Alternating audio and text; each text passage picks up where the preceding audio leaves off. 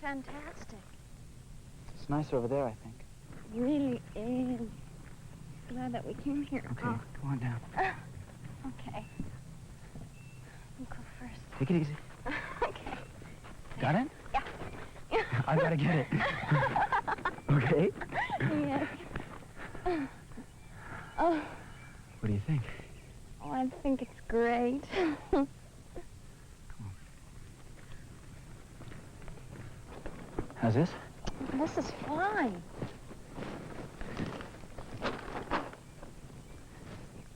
You want some help? I think I got it. Okay.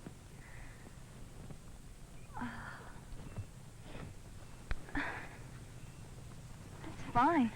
Yeah, that's good. It's beautiful.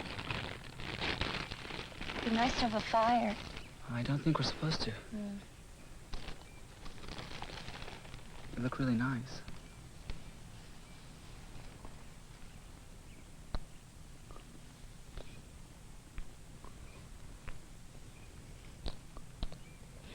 I'm starved, aren't you?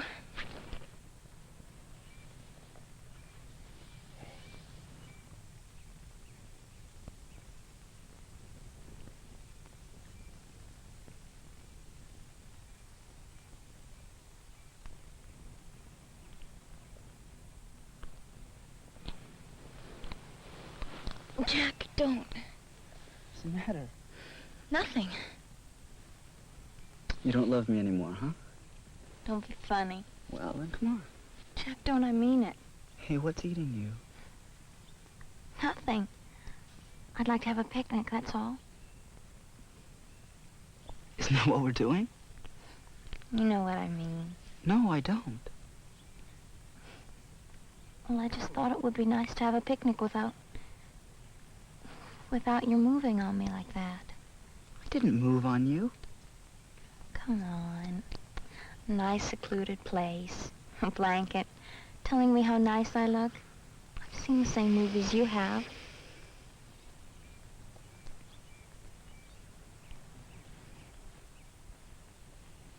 Let me see. There's tuna fish, and there's a bologna. What kind do you want, Jack? I don't care. Come on, Jack. Well, what if I did move on you? So what? It's just that it didn't... I don't know. I thought we were going to have a picnic. It's so beautiful. I thought we'd sit and eat and talk and have fun, you know? Sure, so did I. Let's do it, okay? Okay.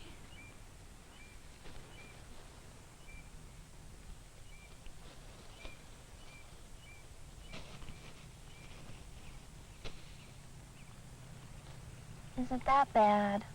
No, it's all right. I'm just not very hungry. Where are the Cokes? We left them in the van. I'll go get them. It's okay. I really don't want any.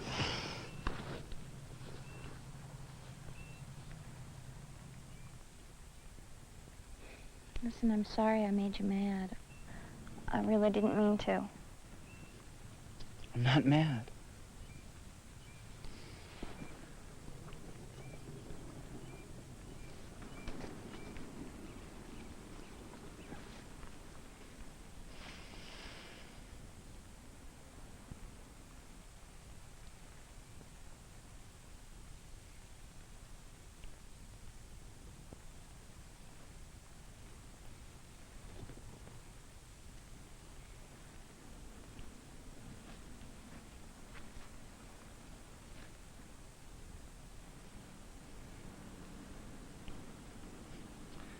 Should have brought some beer.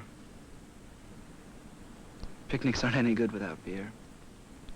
Why didn't you? Because I knew you'd bitch if I did. Wouldn't? Jack, come on. Come on. You know, you're just like my little brother. When he doesn't get what he wants, he pouts. Let's sit down, okay?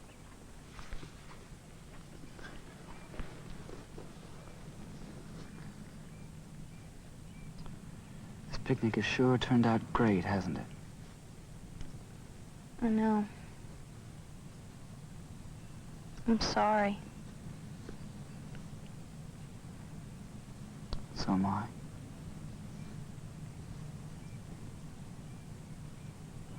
We haven't had much fun lately. I know. I don't know what's wrong with you. Me? Yeah, with you. You're the one who's changed.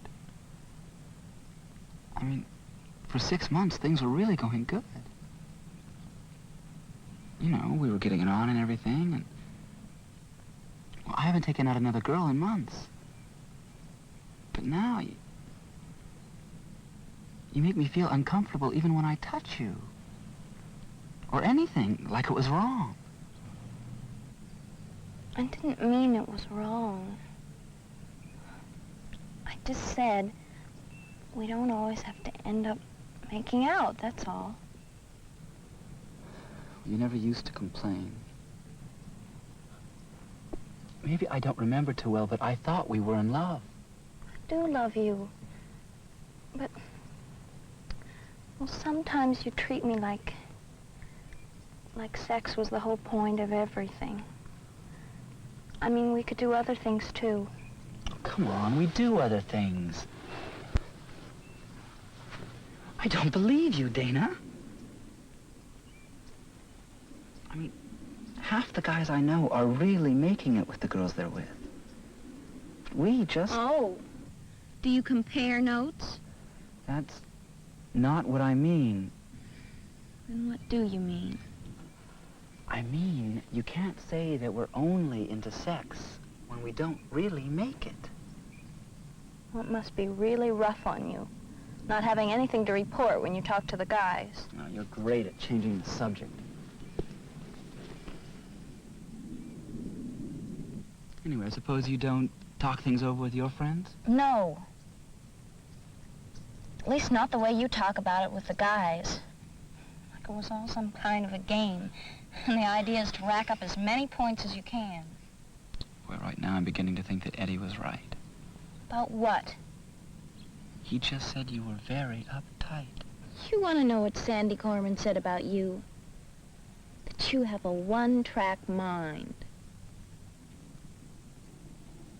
Okay, let's go.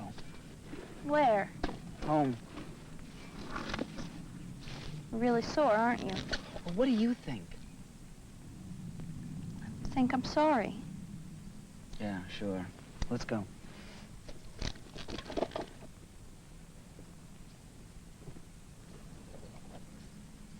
The way you're acting proves I'm right. You're sore because you couldn't just turn me on like some kind of machine. Sure, Dana. Look, I'll tell you what. We'll make up some rules and some regulations. And whenever we meet, we'll talk about heavy things like religion and philosophy. And then, when you feel more like a person, maybe we can hold hands a while, okay? Get off the blanket, will you? Are we still going to the movies tonight? I don't know. Well, are we going to do anything anymore? I don't know. Will you get off the blanket, please?